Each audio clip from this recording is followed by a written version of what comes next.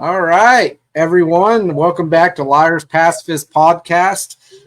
This morning, afternoon, depending on where you are, evening even, I've got somebody who I respect a great deal on the podcast. I've been listening to his old band, V-Shaped Mind, for 20 plus years.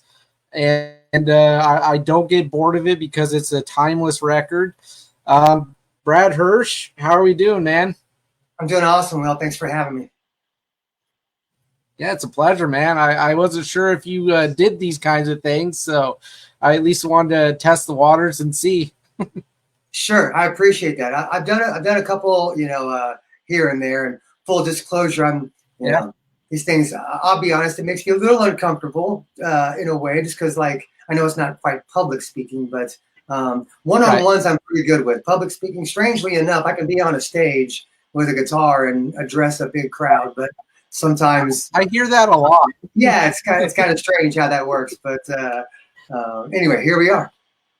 Yeah. Hey, if it makes you feel any better, I'm in the same kind of territory. I'm not exactly a fan of putting myself out there like this and posting it up on YouTube and stuff like that. But it's that whole, like, if you love it, you'll do it. Yeah. And and it'll just fall how it falls, For but sure. I will definitely make this as organic and fun as I can. Hopefully these questions are going to be some nice ones to just kind of go through. We did an intro. You want to go ahead and just talk a little bit about your background in music? Sure. I've been playing music a long time. I've got a guitar at 14 years old and off to the races. I played. I was in my first band at 15. Played my first bar when I was 15. Actually, my first show was a skating rink, but at 15, and then, and played my first bar at 15. By age 18, I was playing bars on the weekends, cover band, regularly. So I've been doing it a long time, and then obviously, the last 20 years or so, I've been teaching guitar. After V-Shaped Mind broke up and stuff like that, I decided to start teaching. I had some students prior to that here and there, but whenever the band stopped, I figured I might as well just work for myself still. Yeah, that sounds like. Go ahead. But obviously I skipped a bunch of stuff in between there. But from age 18 to after V-Shaped Mind, but got signed to V-Shape whenever. Let's see, what year was that? Got signed in 2002, and then I ended up quitting my job I had at the time. Worked at a record store at the time, which is actually a cool job. I always say it's like out of all the regular jobs I've had, that's probably been the coolest one. I mean, it was a corporate record store in a mall. But it was around music, and the employees that I worked with are awesome, and just the job itself was really cool. Back when record stores existed, Yeah. Anymore, it's like it's all digital. It seems like these days, and the cool thing though is like it seems like vinyl's starting to kind of make a comeback. And I've been seeing cassettes coming out again, like bands, they come out with a new album and they have that as like part of some kind of package, and I'm like, that's really cool to see. Like, I miss walking into like places like Phi. I don't know if you're familiar with that name. They were known as For Your Entertainment, with their music store. But I miss that feeling of walking into like a music store, because you just don't get that same connection when you're looking at it on your phone or like on a screen for a laptop or something, because you can't reach out and touch it. Like I like taking out the book fold for the album and like reading through lyrics and liner notes and stuff like that. It's just I can't beat that. It needs to come back. For sure. I mean, I grew up with that stuff, obviously tangible, cassettes and CDs and even record, vinyl records and stuff like that. And I'm pretty old school. I mean, I've got like a pretty extensive record collection. I've got a pretty extensive CD collection still. Shit, I think I still have like 300 cassettes. I mean, a lot. So yeah. But then I also I don't really stream so much. I might I'll go on YouTube. I use YouTube for my students and stuff like that. And I'll use it to check out some, you know, a new album or some new material before I decide to buy it, that sort of thing, or a band I've never heard of or something like that. But I'm kind of old school in that regard. I like a physical product, although I am still an iPod guy too. I have a couple of iPods that are, you know, I've got an iPod Classic that's 160 gig. It's got like 18,000 songs on it. It's pretty ridiculous. Yeah. That's a lot of songs. It's a lot of songs. I'm all over the place, like what I love. And, you know, when we get to my album, talking about my album stuff, you know, you can see I'm into a lot of different types of music and stuff like that. But at the same time, it's like, you know, I don't begrudge anyone doing the streaming thing or whatever. It's just not really my thing. But we do have a record store here in town, even though all the, you know, the main record stores have been closed forever. But for a long time, we had a mom and pop place here in town called GB's that even whenever I worked at the record store, I'd buy CDs at the record store I worked at.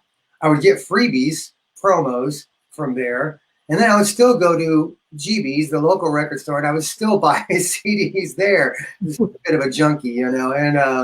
And those guys were awesome who ran that place, and they went out of business right before COVID happened. And I think that it probably, I'm not sure if they would have survived COVID, you know, shut down anyway. And then a good friend of mine here in town, Brian Abbott is his name. He's got a place called Speakeasy Records and Oddities, so he's kind of keeping it alive, you know. With yes, it's records, vinyl, and he has some CDs and cassettes, but it's like a lot of you know, he sells stereo equipment and turntables and stuff like that. So it's a really awesome place. Yeah.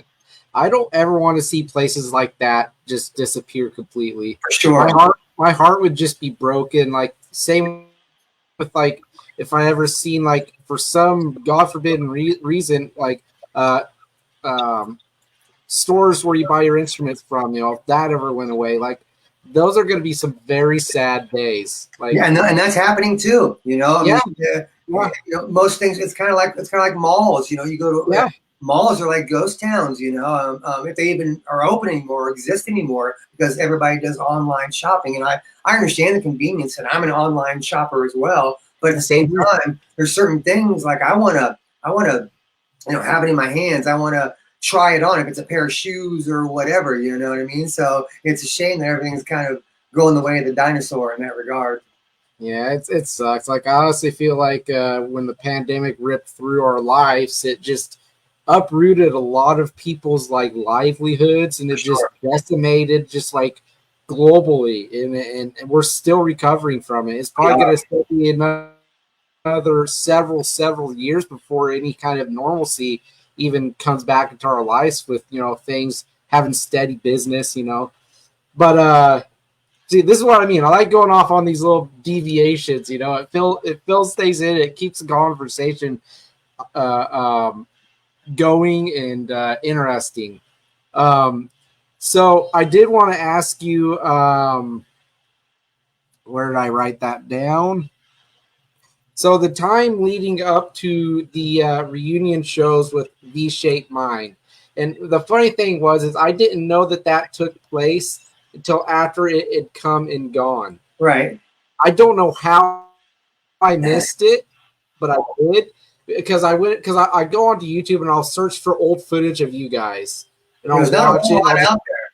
There's not a whole lot. But, you know? Yeah, you can find it, and that's what's crazy. Like it exists.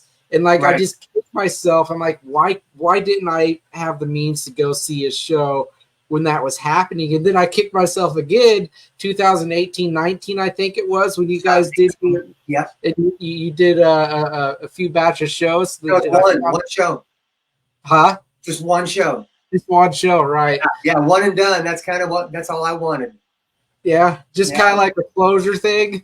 Well, it was. You know, yes. We got some closure whenever we decided to break up, you know, back in 2004, as far as we were concerned, you know, as far as the band was concerned. But it was one of those things like it was, you know, 3 out of the 4 of us, because Scott, you know, has passed away, our drummer, you know, and the remaining 3 of us, you know, we were kind of tossed it around for a number of years. Like, it'd be kind of cool to revisit these songs again, and you know, even just in a room together, regardless of maybe playing a show. But then it got to be like, well, hey, let's do one show. let's just kind of, you know, revisit all of this and do it one time, and you know, let it just kind of be this cool thing for us. So I wouldn't call it closure per se, but maybe a little bit of that. And you know, I'm glad we did it. It was a great turnout. We got what we wanted out of it, you know.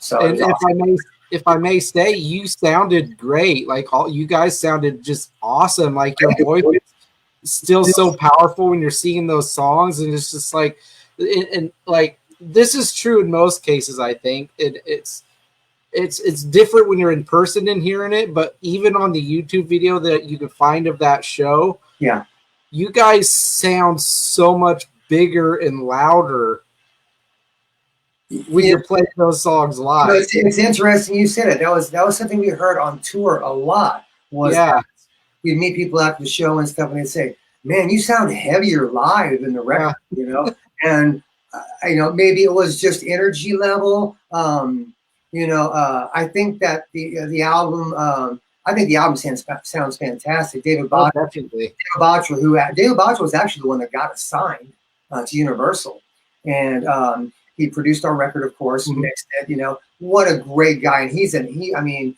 what a pro, what a A-list, you know, professional. Worked with so many amazing artists and acts and bands and stuff, and once again, just a fantastic guy to boot. He did a great job with the record, but I do think that we were a little heavier live than you know, than the record. Yeah, a bit. Yeah.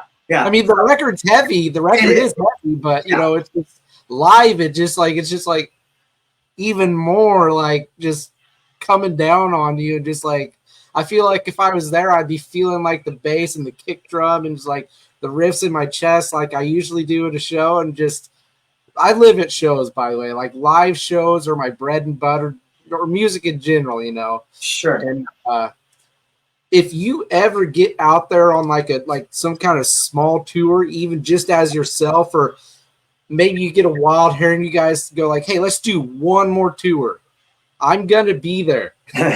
All right, I'm gonna hold you to that. All right, I'm gonna be there. So that's good to hear that you guys, you know, got together. You did that. It felt good. You're like, okay, we got what we wanted from that. And you felt like you could just go on with your lives and say that felt good, and kind of, I wouldn't say close that chapter necessarily of your guys' life, but just have it be good for now. Yes. If in the future it comes up again, that'll be what it is. I think that's exactly it. I mean, we've had a lot of people, I think a lot of people assumed we're going to do more shows, or maybe like a tour or something. And I was like, no, this is it, you know, like this is all that we want. But at the same time, that door is not closed. It's, I've always left it ajar. Like, if, you know, for example, you know, if I want to write some songs that, and I have a couple of songs actually, not full, but I have some ideas of songs that are in that lane. You know, V-Shape was kind of a very specific lane for me, as far as like, you know, I was the songwriter of the band, and I really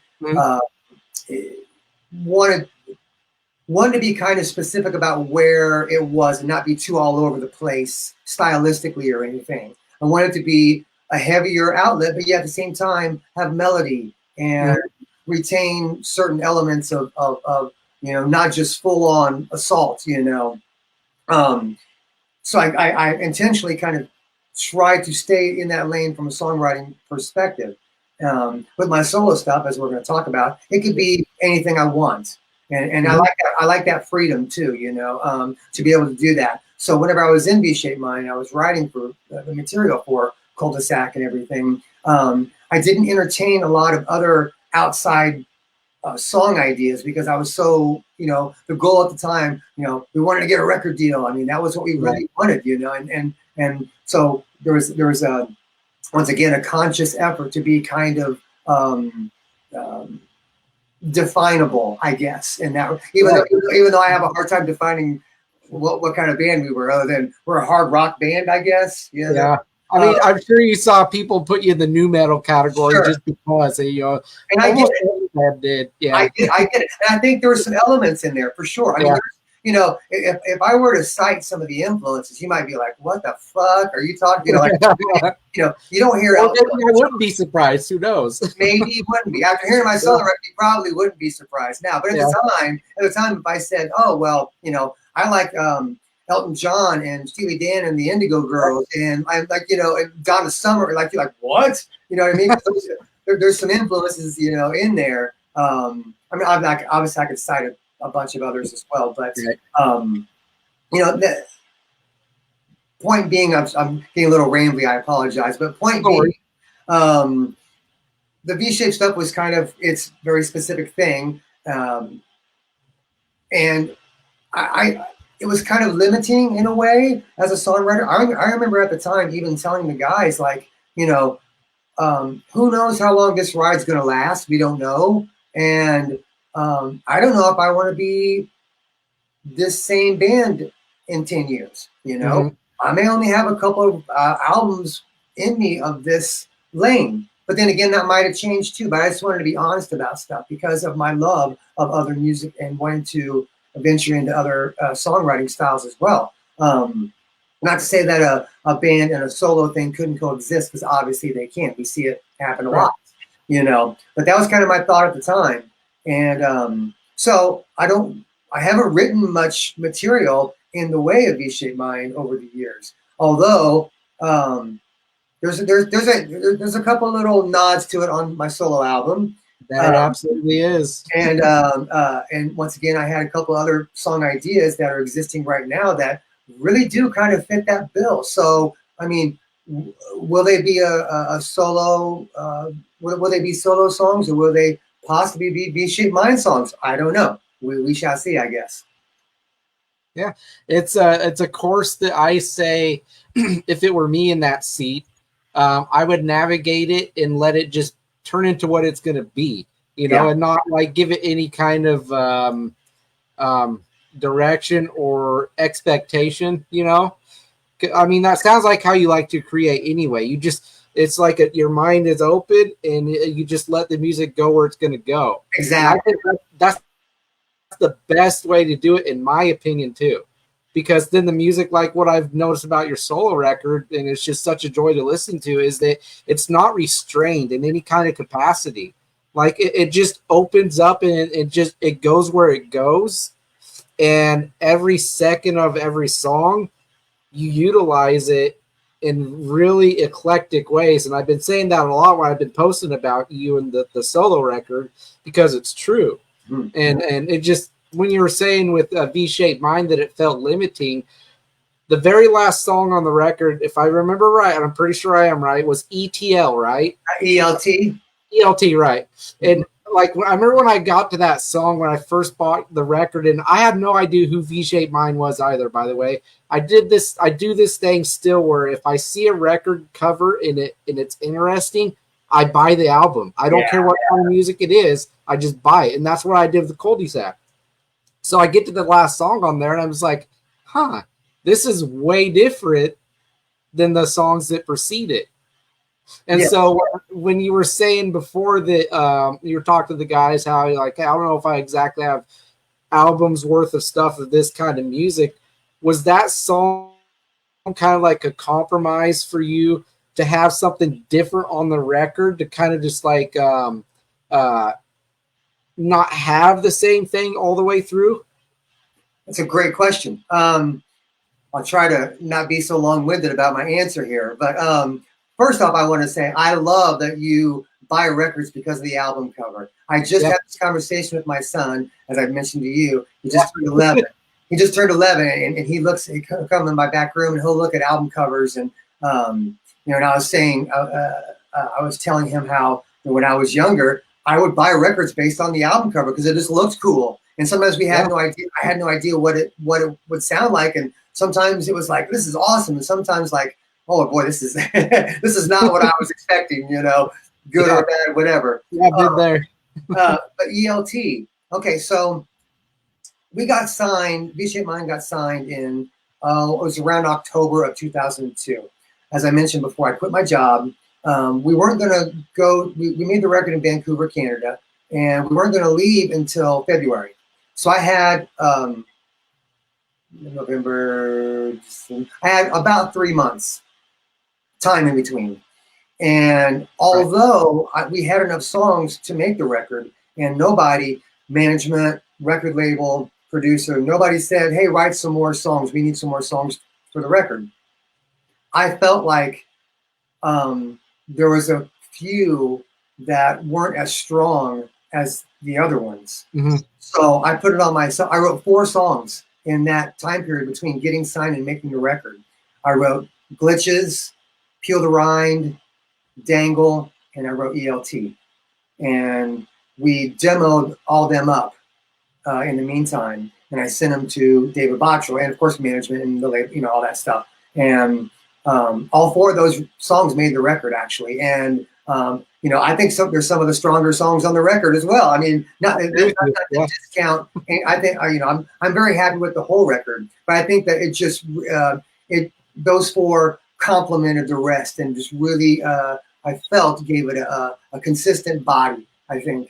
Mm-hmm. But ELT, going back to that, I wrote that one, and I was. It was such a personal. They're all personal lyrically and such, but that one very specifically, that one was about my father. Okay.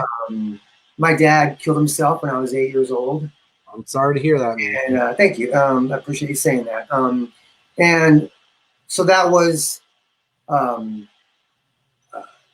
way for me to kind of work through that a little bit, even after so many years had passed. So it was one of those very personal songs, yet I also felt like I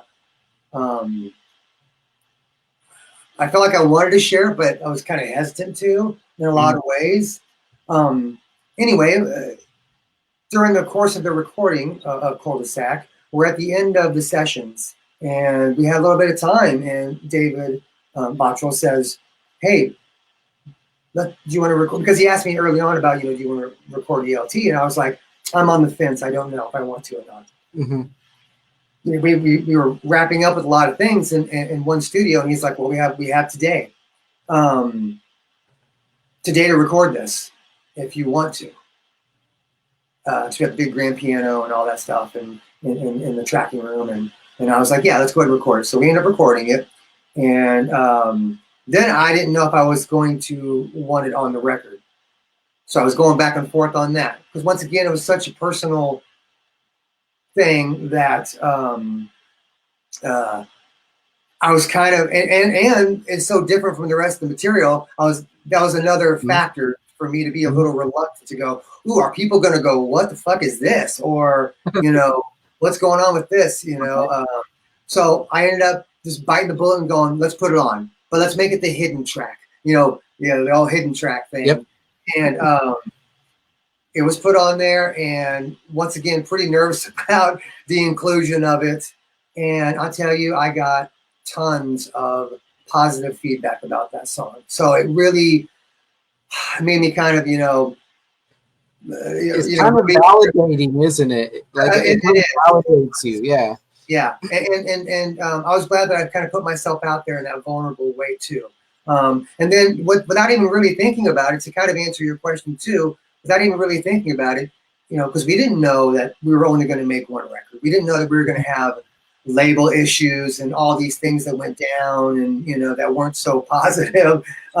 We were hoping we'd be able to make a few records. But I didn't know that was going to be kind of a segue into showing, anyone who was familiar with the V-Shaped Mind record that, hey, I'm probably going to write other types of material too. And this is kind of an idea of where stuff might go, kind of thing. So it wasn't intentional at all, but it was a nice byproduct of it.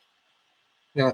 It's honestly, it's always been my favorite track on the record. Oh, wow. Thank you. Yeah. Like I love the whole record, but I also have always really loved those like tracks that just take you by surprise like that are just so apart.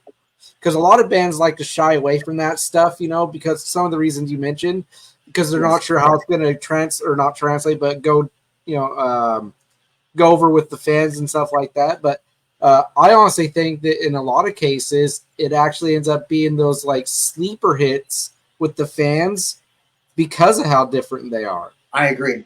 You know, I agree, and I'm one of those. I'm, you know, as a fan of music, as a lover of music, I feel the same way. That sometimes it's those kind of, I don't want to say oddball in a negative connotation, but kind of those oddball songs on the record that might be different from the rest of it. You go, man, that's a great song, or there's something that speaks to you or connects you to it. You know? Yeah, agreed, man. And I think that that's something that's not so common these days with not everything that's out there, but a lot of bands, especially, you know, with the mainstream crowds, there's not a lot of risk taking or chances or divergence that's taken until it's like towards like the golden years of some of these bands. You know, like Godsmack just recently started to kind of branch out more, you know, with their sound and try new things, and you know, something that I think should be encouraged or just done, because it'll a lot of the time it'll open up like other perspectives within the band, especially when you see how it goes over with like a crowd, you know? Right. So that's another reason why I like that 4-2-3. I'm gonna segue into it. Okay. Because you do so much with the time, the runtime. I don't know why I was escaping how to call that or say what it was. You utilize just like I said, every second of that record so well. Like I'm gonna say it again, but like how eclectic you truly are really comes through on this record, because I'm going to be 100% honest with you. Besides ELT, I didn't know that this was a side of you that you had for music and like kind of music that you would create. Because, you know, it kind of branches into like Pink Floyd territory here and there. Like it branches into like Rush territory, you know, in my opinion, you know, and like progressive metal in some senses, you know, or just progressive music in general. And like there's even tinges of like pop in aspects in it, and just like I feel like I even heard like kind of like tinges of like folk music in it. And I don't know why, but I thought to myself, I'm trying to remember which song it is. I want to say Serial. It might have been in that one, or it might have been to 10-17. It's one of those two tracks that I heard something really briefly and I had to listen back and try and find it again. But I'm just gonna say it. I said it on the Facebook page. It's like a top 5 record for me, man. It's for this year. Like when Chad Gray posted about it, that's how I discovered that you had this out. And I'm like, oh damn, you know. I'm like, I didn't know you were making something, you know. And so when I saw that, I wanted to go check it out. And then when I checked it out, I'm like, I need to reach out to Brad and see if he wants to come on so I could talk about just how amazing what you pulled off, you know, it being as amazing as it is. Like nothing on that album I would skip. There's nothing that I say should have been done different. Not a track that should have been taken off of the track list. It's just like I was very impressed, like very impressed with it.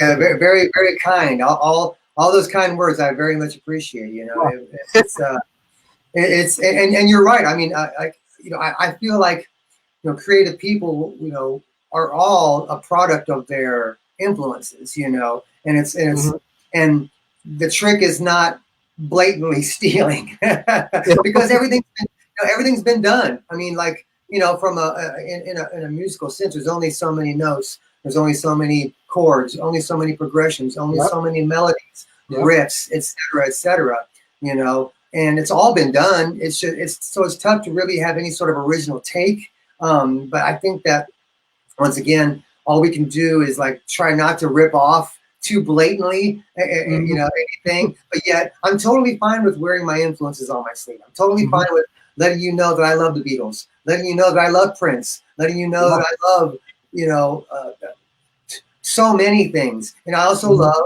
you know, heavy. I mean, just it's from this all the way over to here, and I want it all to be represented in kind of in what I do, but also hopefully I still sound like me doing. Oh, absolutely, dude. You absolutely sound like you. Like, I wanted to mention, you said like the heavy nods and stuff. Like, Dark Passenger's one of those. Like, Beyond Repair, Tinda 17 has nods to that. Addition by Subtraction. Yeah. And there's a line in that song that I love, by the way, where you talk about breaking a pattern. Mm-hmm. The album. The album, I mean, being a concept record or a rock opera, I mean, it kind of, I wasn't sure how to distinguish between the two. Obviously, I think I knew what both were, but from what I found out, because I was calling the album a concept record, which it is. My favorite concept records are The Wall and like Operation Mindcrime by Queensryche. Like those are my favorite concept albums. Then you have Tommy by The Who. It's more of a rock opera. So what I come to learn was that I guess the difference between a concept album and a rock opera is with a concept album, like it's more like a theme that runs throughout the course of the album, whereas a rock opera is kind of about character driven and tells a story. So technically, Operation Mindcrime and The Wall are kind of rock operas by that definition. And so is this. This album is the story of one person. I named him Bronx, although I never used his name in the album. I didn't even name him until the album was finished. In my mind, I kept calling him the protagonist until I finished the album. And I thought, well, I better give him a name. He deserves a name.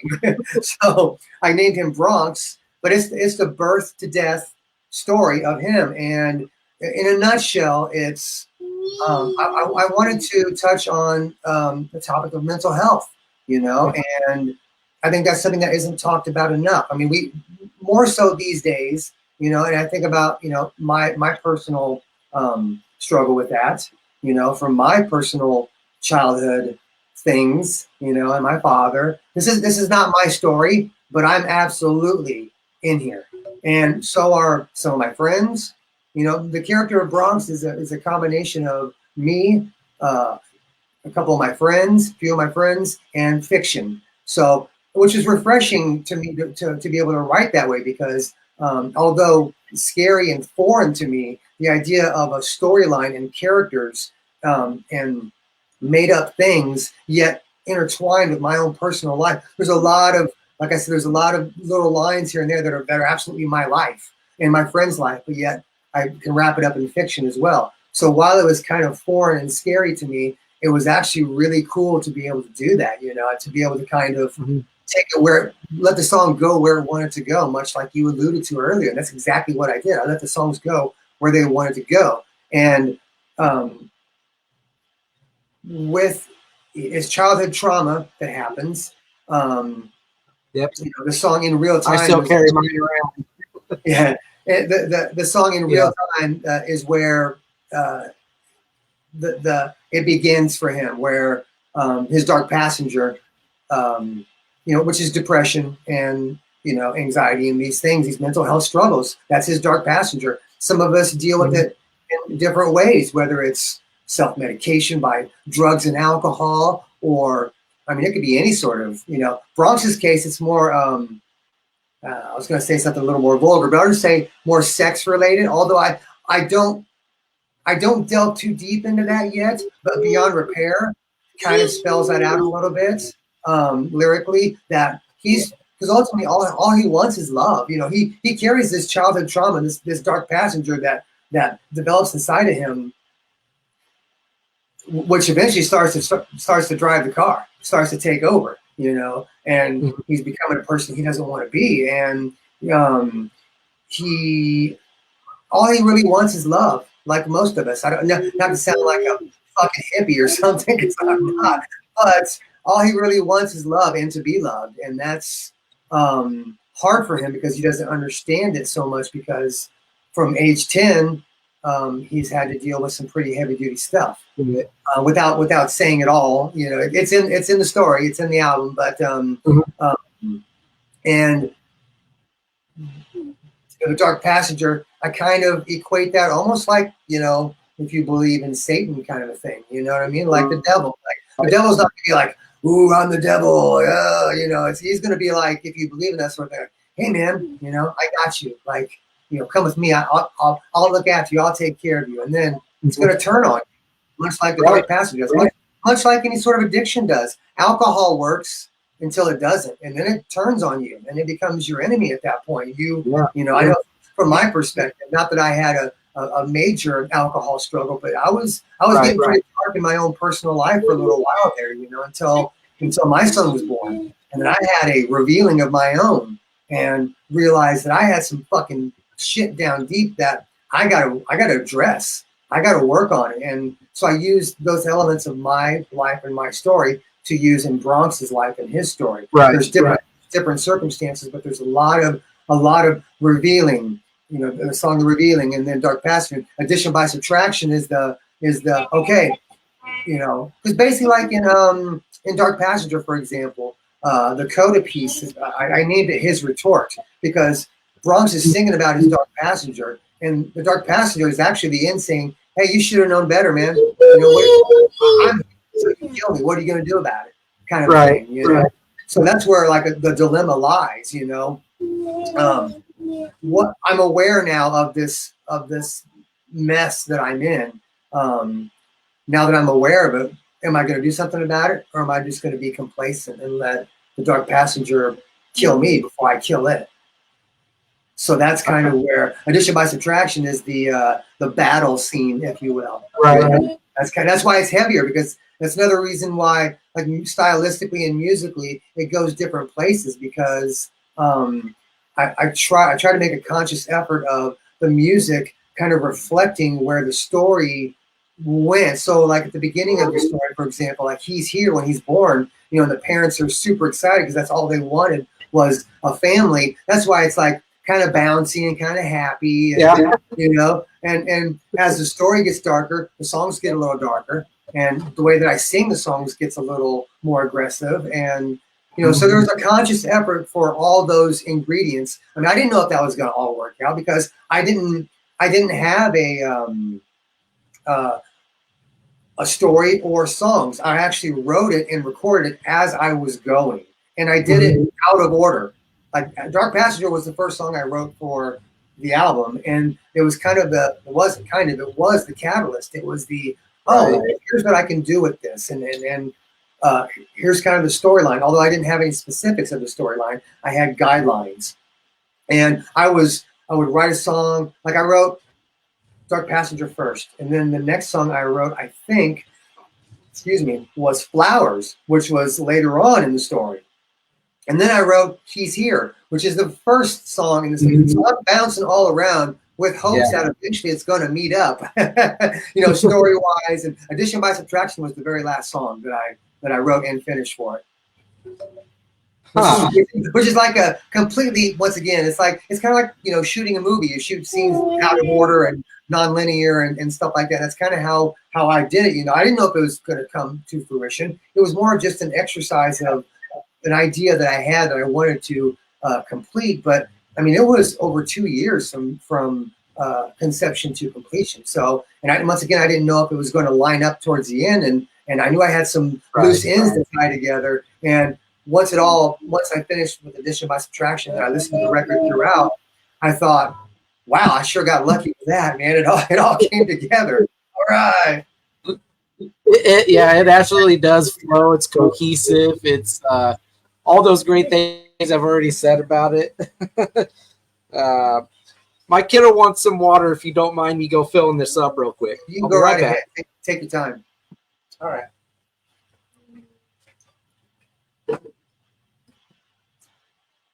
Buddy, give me some water.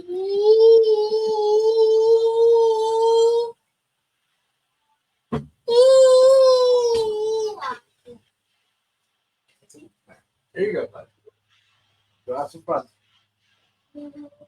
All righty.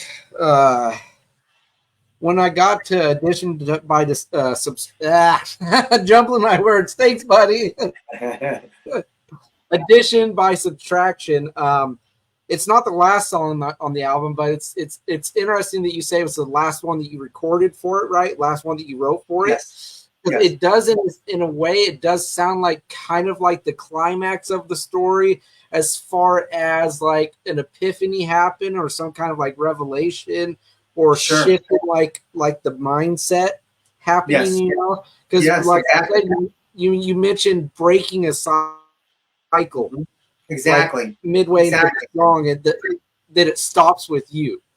Yes, he says, you know, I will not pass this down to my son. All that Right. shit that he's had within him, because now, you know, he finds love. He, you know, in the song "Maybe It's Possible," you know, which is kind of a slow jam, which is kind of a, you know, an interesting stylistic change. Then again, there's a lot of different styles in the album, but that song is like, maybe it's possible, maybe love is possible, maybe it is, you know. And it says in the song that he, you know, basically that he found someone, and Right. now there's a baby on board, so he's going to have a son of his own. And that was kind of, it wasn't kind of, it was an absolute wake up call for him to, I got to do something about my bullshit. That I can't have this anymore, and I will not pass this down to my son. I will not let him see and be in a house of this, you know. Yeah. So it was absolutely a breaking of the cycle and a reprogramming of the mind. You know, the song after, you're exactly right. I mean, I kind of approached it in a way as like, you know, 3 acts as well. Right. You know, it's a second, you know, and with second act is usually conflict. And then you need some resolution to this conflict towards the third act, you know. And initially I didn't know if it was going to be a tragic ending or a happy, positive ending. But, you know, as crusty and jaded as I am sometimes, I want good things for good people, you know. And Bronx's character, he's a good person and he deserves happiness. So I gave him happiness. And you know, the song Eunoia comes after Addition by Subtraction. So Addition by Subtraction ends Act 2 pretty much, and then the last half is him realizing that the word eunoia, for example, I stumbled upon that word. I didn't know it. I've never heard it before, by the way. I hadn't either. I was looking for something like that. I'm like, I need a title. I need something that I can work on for this particular area, which basically, you know, is him working on his mental health. Because it's not an overnight thing. It's a forever thing. You know? It's your whole life. It is. It's your whole life. You know. And so I'm trying to remember how exactly I stumbled onto the word, but I'm a fan of cool words anyway. So I'm always kind of looking out for something I've never heard before and try to utilize it. You know? And I saw that word, and I'm like, well, what is? It was in relation to mental health, and I was like, well, what's the relationship? So I look it up. Now, the first definition that I saw for it, I think it was some sort of Greek translation, and it says something along the lines of goodwill from a speaker and its audience, or something like that. And I'm like, well, okay, that doesn't connect like I wanted to. But then below it was like a second definition. They said it's kind of a rarer definition, but it says a well mind. And I thought, well, that's it right there. I mean, that's all he wants. He just wants, like all of us, we just want a well mind, you know? And I thought, well, that's a cool word too. So I got to use it. So that's where eunoia comes in. And then, you know, the rest of it, there's reflecting, you know, because he's in the winter of his life at that point. You know, he's he's not too far. He's in his later years at that point. And he's reflective, but he's also living in that moment. He realizes that the important things are family. You know, the song "Flowers" is what he talks about. He's like, you know, family is all that I need, and they're here. You know, it's like, you know, the only thing that is real. So he's really. That's why the last song, "Now I Can Die," you know, it sounds a little bit dark, but it's actually not. It's like, hey, man, I'm in a good place, and I have been, you know, for a while because of these amazing things in my life and my family, and now I can die. It's not about money, and it's not about, you know, things of that nature, and stature and material. possessions, etc. It's about family and love and positivity. And he was able to maintain his eunoia, towards the end of his life. And he's like, now I can die. Yeah. I mean, I wanted to share with you my first listen through when I got to the last song and it concluded. So, a little background on me is I had a pretty rough childhood as well, right? Dad was abusive with all of us, right? He was a drunk and all that. And so there was a long time in my life where I shied away from and I didn't pursue relationships, right? Because I had it in my mind that I would pass that down, and you can probably see where I'm going with this. So from the first song, He's Here, when I heard those words in the song, I was thinking about what I was thinking when I heard that my wife was pregnant. Yes. Right. Then we get to the hospital and he's born and everything. I'm like, well, he's here. And, kind of deviate away from what I was saying originally, but had some pretty dark times when I was a kid, right? And I still carry a lot of it with me today, but I'm definitely. My wife says to me all the time that it could be annoying sometimes how positive I stay with a lot of the things that like happened to me that I've been through, or like just my optimism towards things. And she always asks me, is like, why is it that you're like that? And I'm like, well, because I'm all about wanting to make sure that cycle with my dad ended with me, right? I'm not going to carry that on. And so I want my son to see positivity. I want him to see happiness. I also want him to see when I cry, when I'm sad, because he needs to see that stuff. It's human to do, to cry, to feel pain, loss, sadness and all that. And so when I was listening through your album, like I started to notice, like it started to get, more positive, things started to get better, and at the end of the song, the last song, when it concluded, I felt good. I felt more positive. I was in a better mood. I was like, wow, that's a really just crazy, awesome journey. That's why I say you just literally stuck that landing so perfectly with how you illustrated it with your words and put the music together. Like I have a friend named JT who he struggles a lot with a lot of stuff.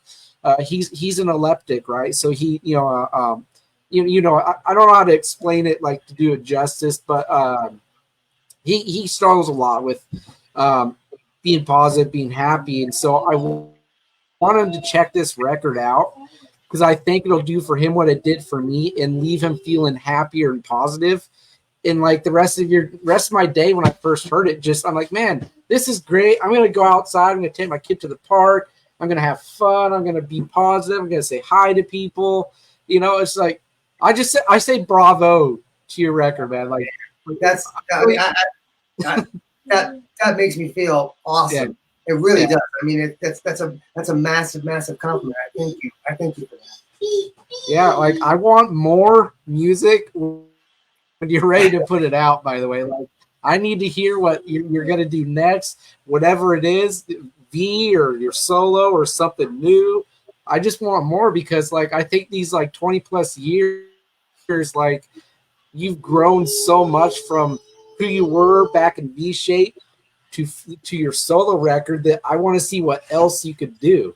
Like what other sides you might not have shown yet, like, maybe some collaborations. Maybe you could reach out to Chad again, and you guys could do another song again.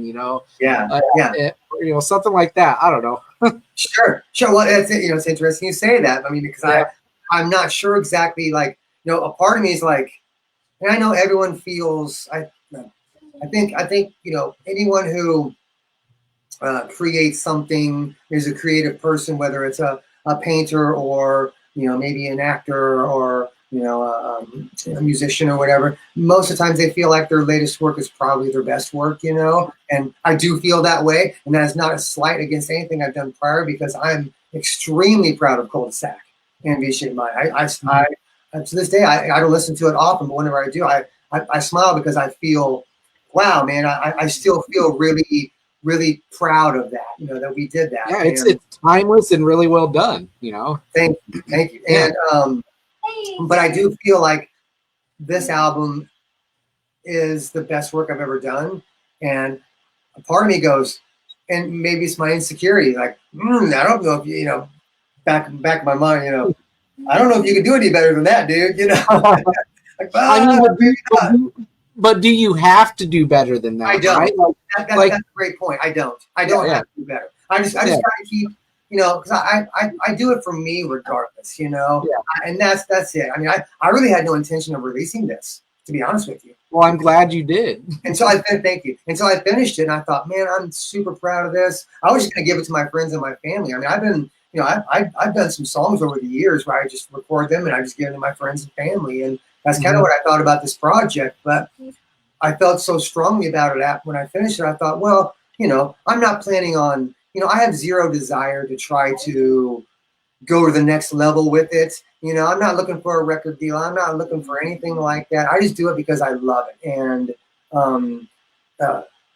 because I'm able to express myself in this way. And it's very positive for my own eunoia. It's very positive for my own mental health to do these things and to express myself in this way. And so that's all I really have to do. I don't have to beat this. I don't have to try to top this, you know. But I do. I mean, I have enough. This album started as just a bunch of little bitty song ideas that were all over the place in my phone. There's little snippets of me either playing a guitar part or humming a melody or a lyric or whatever it is. All these little bitty snippets like, well, that could work here, that could work here, that could work here. Well, I already have at least another album's worth of ideas. I don't know what I'm going to do with them yet. I don't know if it's going to be, if I'm going to continue with this story, maybe backstory, maybe prequel. I don't know. I'm not really sure what I'm going to do yet with it. But I've even thought about doing some collaborations. It's very coincidental that you said that because, you know, I've never collaborated with anybody. I've always just written by myself, and it wasn't for, it wasn't, that's just how I do things. It was just, I was the only songwriter in my bands, you know, and V-Shaped Mind and stuff like that. I've always just written by myself. But I like the idea of collaborating and letting other people, you know, like some singers specifically. I've got some great friends who are great singers, and I thought about maybe, you know, hey, here's a song idea, you know, you interested in throwing some vocals and, you know, down on this and some melodies and whatever you thought. And, you know, of course, you know, Chad and I mean, we FaceTime every week, you know. I mean, so we talk on a regular basis. I give him guitar lessons, actually. Oh, really? Yeah. But we, you know, Chad and I have been friends since we were 8 years old, you know. So wow, I didn't know it went back that far. Yeah, third grade. Wow. So it's no wonder that he guested on Monsters. Sure. You know, yeah. Like the funny thing is like when I first heard that guest spot in that song, I knew it was Chad, right? But at the same time, I thought that you mixed in your own screen with his. No, it's just him. But he and I do go back and forth. He sings the bridge section. Stitch my throat closed, that part right there. And then I can see right through you. I can still see through. We do like a call and answer thing. And it's funny because although I think our voices are distinctive to ourselves, I think they blend really nicely. I've had people think that I sing that part. I've had people think that Chad sang both the call and the response, or that I did it, or, you know, whatever it was. But he and I, you know, we used to sing a lot together, actually. And you know, singing along to like Alice in Chains and, you know, all these harmony parts. And we'd switch off and be like, okay, you be the harmony, I'll be the melody. And then in the middle, like switch. And we would switch melody, harmony parts and stuff like that. So we have a good blend together. Yeah. And that's why I want to hear something else with you and Chad, you know, in the future, if it happens, because I've always felt the same way that your guys' voices, though they're so distinctive apart from each other, they go so well together. And whether it's in like something that people wouldn't expect Chad to sing on, like if it's something a little bit more mellower or progressive, like some of your solo stuff, right? I just want to hear something with you two on a track together again. Like I'd even want to hear you sing on like something with I don't know if it would be possible, but I think you'd go great with Johnny Hawkins from Nothing More. I think you'd sound great with that guy, or even Simon Says. I mentioned them to you some time ago. I think you and Matt's voices would complement each other really well too.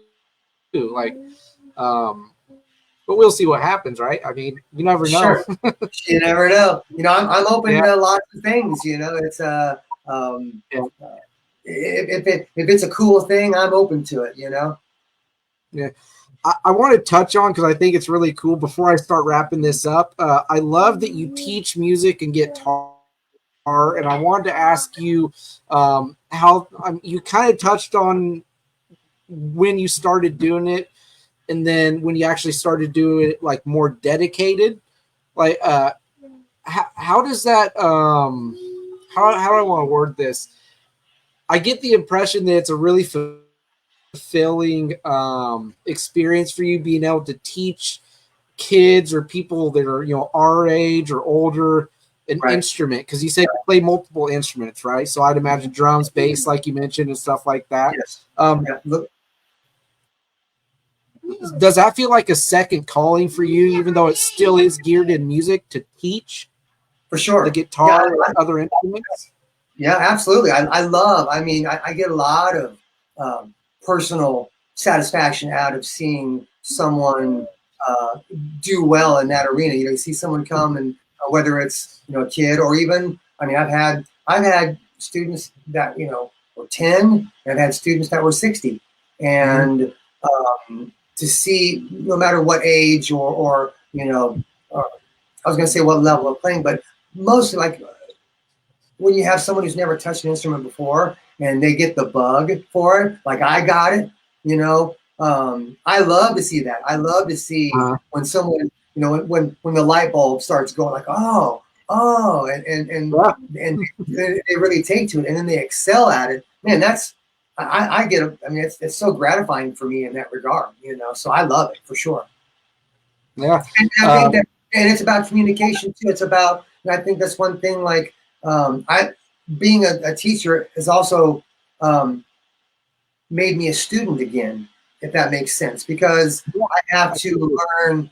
I mean, it's not only about teaching the X's and O's or the mechanics or the nuts and bolts or whatever you want to call it, but it's about relating that, you know, relaying that information and making it relatable to the person that you're dealing with, because it's not a one-size-fits-all situation. It's, we all kind of digest, learn, and absorb things a little bit differently, you know, sometimes. So what information might work for this particular student may not translate to this student. So it's up to me to figure out, well, how can I still take this same bulk of information or nuts and bolts and have it speak to this person, you know? So it's up to me to learn how to navigate those things.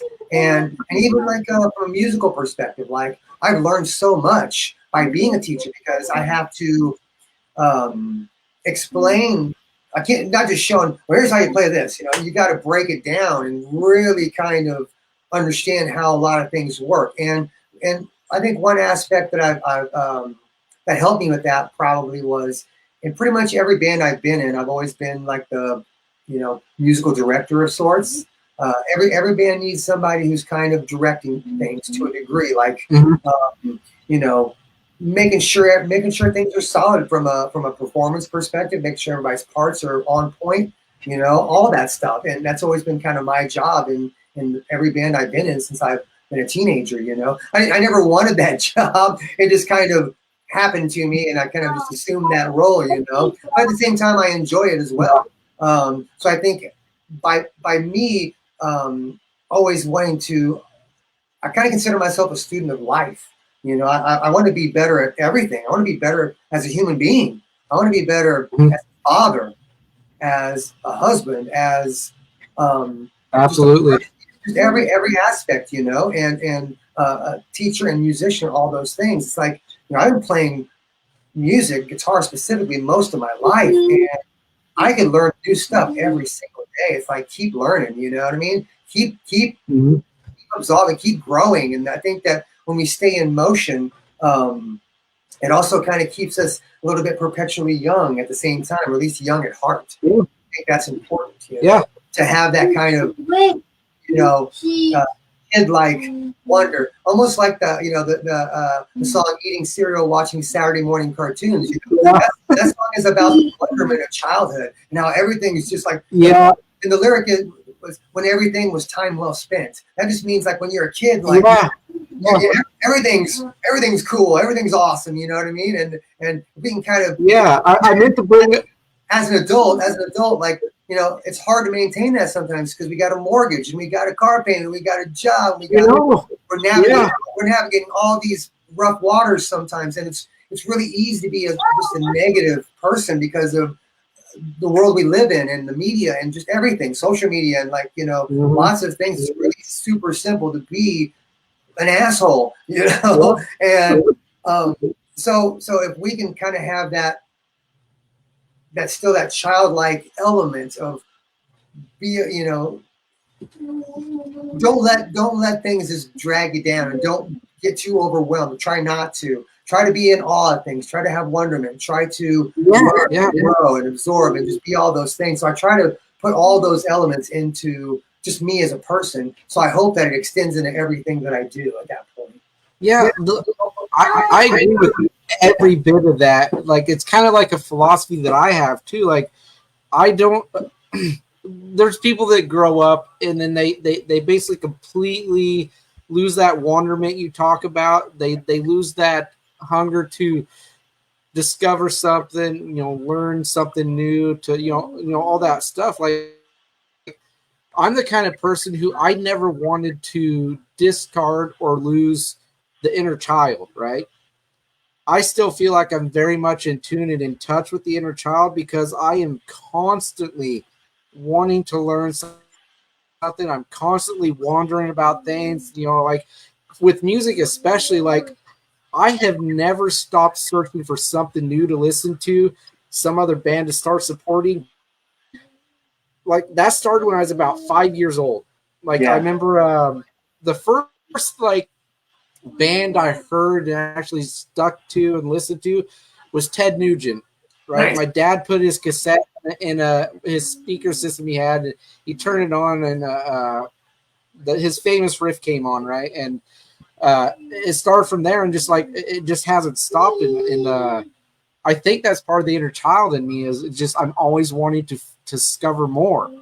Right, and I honestly think that the world would be so much better if people didn't, in a matter of speaking, kill that inner child because of how ugly and hard the world could be.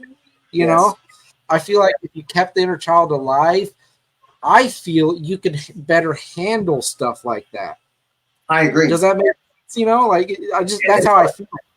It totally makes sense. Absolutely. Yeah. You and I are absolutely on the same page. And yet another, coincidental thing, I too, at 5 years old, was music was, I have a brother who's 6 years older than me, and shared a bedroom with him. And, what he was listening to was like, what is this? Like, at 5 years old, I knew I was going to play guitar at 5 years old, as weird as that might seem. But I just knew what I was hearing, I had to know more. I had to be in that world somehow, some way, even if it was just, for my own, enjoyment or whatever. I knew that music spoke to me at a very early age. And I'm also with you. I'm always on the lookout for, I'm going to say new music. It doesn't have to even be new. It could be 40 years. New, yeah. Yeah. It could be, however old, but excuse me. But I'm always looking for something to inspire. And when it happens, it's just, I still have that, as a musician, kind of getting a peek behind the curtain of music, so to speak. As a kid and just a fan and a lover of music, it just seemed like it was such a different planet, rock stars and stuff. It was they weren't mere mortals, you know what I mean? They were from a different planet or whatever. And then, I got into the music business and, got signed and, made a record and toured. And, like I said, kind of a peek behind the curtain. It's like, voice not all it's cracked up to be, you know what I mean? So it's really easy to kind of get jaded from that. And I think I was a little bit, especially the way like stuff went down with the end of V-Shaped Mind. But I don't hang on to that. I hang on to the positive of that. You know, I try to just be thankful for my experience and what I've had, but I still have that. Now I know how songs are played or whatever, so that mystery part, the mystique, is kind of a little bit gone for me. Mm-hmm. However, when I discover or come across music that really speaks to me, I'm just like, I feel like I'm just a fan all over again, and that's amazing. Yeah, absolutely, man. Like music, I hope for my son is going to be what it is for me. Like it's been like such a vital force of positivity and healing in my life. Yeah. That I can't imagine what the world would be like for me or anybody that feels like this about music if it never existed. You know, like I can't imagine what that world would be if like the first instrument was never made, or the first person to decide to start singing or write, you know, or anything that's like in a song form or whatever. Like, I think that would be a really hard world to be existing in. You know? I agree. So, anyway, man, I probably should be wrapping this up. I gotta get kiddo some lunch made and all that stuff, and I don't want to take up too much of your time. All right. I have enjoyed this immensely. It's like I said before, you're one of those guys in a band that I've listened to for a long time. Yes, thank you, buddy. That I've always looked up to as far as your creativeness, and like how you write your lyrics and all that. Like I've always been such a fan of your voice too, and to be able to sit across from you, so to speak, even though it's on a screen, it's kind of like a dream come true, you know. And so I just want you to know how much it means to me to get this opportunity. I never take any of this for granted or lightly, and I hope it's been more than apparent to you that how big of a fan I am of yours and the music you've made, and especially this solo record, man. Again, I can't say enough like how great I think it is. Like I'm going to be sharing this thing with a lot of people. So yeah, thank you for coming on. Absolutely. Hey, it's been great talking to you. Thank you for your awesome words. They mean a lot. You know, very much appreciated. And it's been a pleasure to chat with you, bro. Yeah, you're very welcome, and I look forward to what comes next. And I will welcome it with open arms. And by the way, I did intend to play that song on the podcast. I'm sure you remember sending me the file for it. Yeah. Come to find out, I can't do that unless I pay StreamYard $20 a month. Otherwise, it's like a 15-second clip. Yeah. Really? That's interesting. So I'm just like, that's okay. No worries. Yeah. So I was gonna play it off of my my speakers, but it just sounds garbled on the StreamYard, like censors it. Yeah, they censor it. They don't want it played in case of copyright and stuff. So I see. Which is interesting because it's like which is interesting because you know the stuff you're playing, the people who you're talking to own the copyright. You know what I mean? Like you know, I own the copyright to my phone, so I'm totally cool with you playing it. Yeah. I could just go. I did this with an album of a friend of mine in a band called Eldest 11. I streamed his new album a couple of weeks ago directly on Facebook, and it sounded great. They didn't censor it. They didn't tell me to take it down. So I'm thinking I might just stream your album on a live sometime tomorrow or something, and just see who picks up on it. Yeah. Because I'm sure you've been looking up here and seeing that there's been like 1 to 2 viewers popping in and out. Yeah. The viewers pop up on my Facebook page. Like I did an interview with a band called I Am Mook. I think last weekend it was. That has almost 1,000 streams in about a week already. Nice. So it's traffic doesn't come here; it comes to Facebook. So right, that's okay. Anyway, enjoy the rest of your day. Thank you again for coming on, and hopefully there will be another time, maybe when something's coming out, a song even, and sure. we can do this again. Awesome. Thanks, Will. You have a good rest of your day. You too. Bye.